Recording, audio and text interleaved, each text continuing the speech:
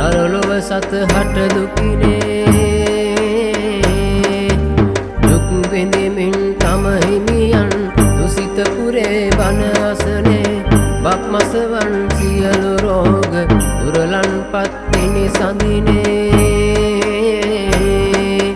අසන් දෙවිඳු මණ්ඩ කියන දුක් බෝවිය සැම සතහට නිසංසලේ බුදු වන්නට සැම සතහට කරුණා කොට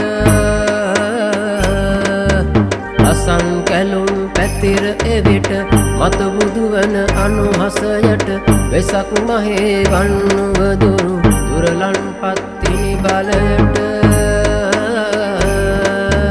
අනන් බලෙන් එක විලසට ගොපලු කරපු බස් මෙලෙසට තොසන් වඩන ගොපලුන්නට